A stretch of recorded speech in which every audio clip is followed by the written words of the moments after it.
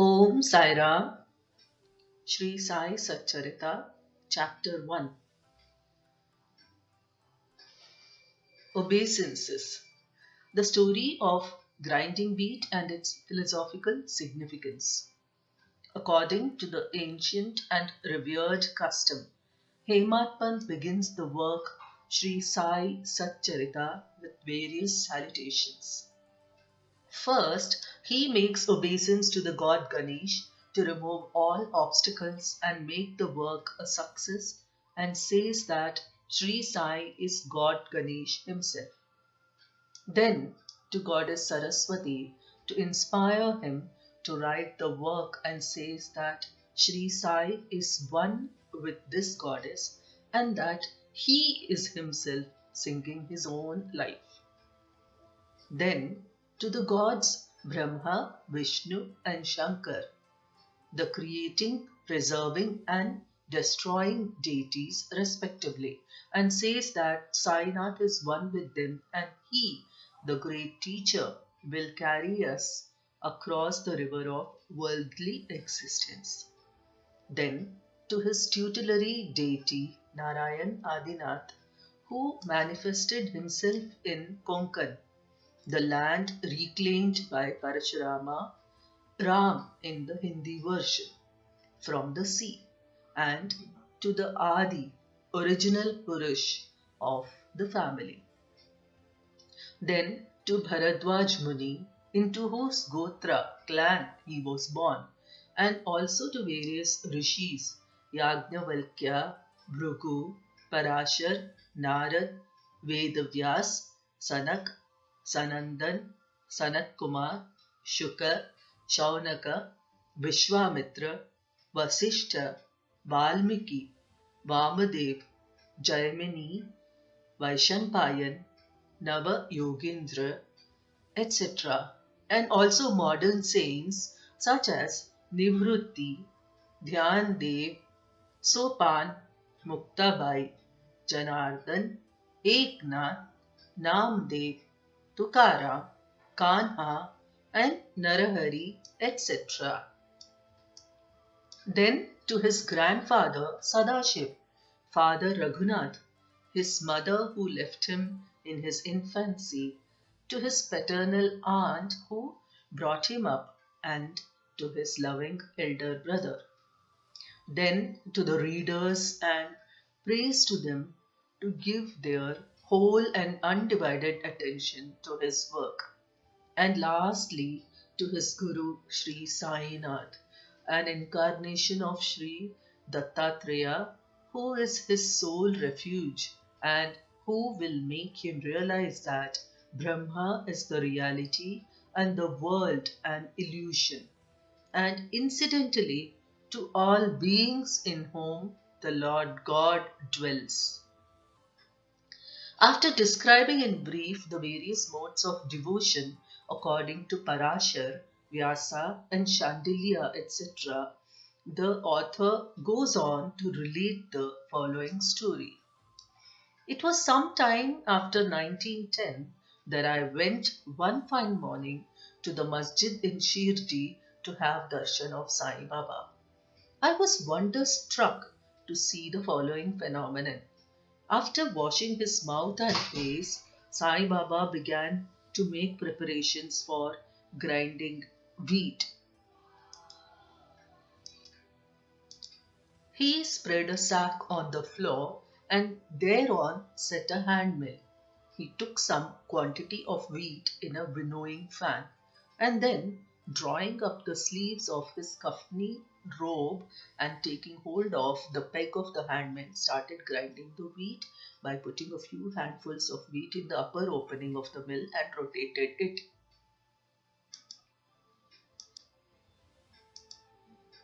I thought what business Baba had with the grinding of wheat when he possessed nothing and stored nothing, and as he lived on alms. Some people who had come there thought likewise, but none had the courage to ask Baba what he was doing.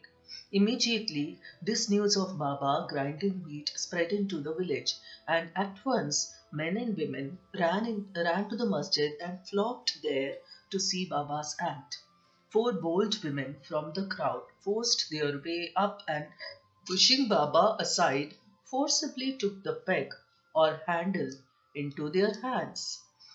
Pushing Baba aside uh, into their hands and singing Baba's Leelas, started grinding. At first, Baba was enraged, but on seeing the women's love and devotion, he was much pleased and began to smile. While they were grinding, they began to think that Baba had no house, no property, no children, and none to look after, and he lived on alms, and therefore he did not require any wheat flour for making bread or roti. What will he do with this large quantity of flour? Perhaps, as Baba is very kind, he will distribute the flour amongst us. Thinking in this way, and while singing, they finished the grinding, and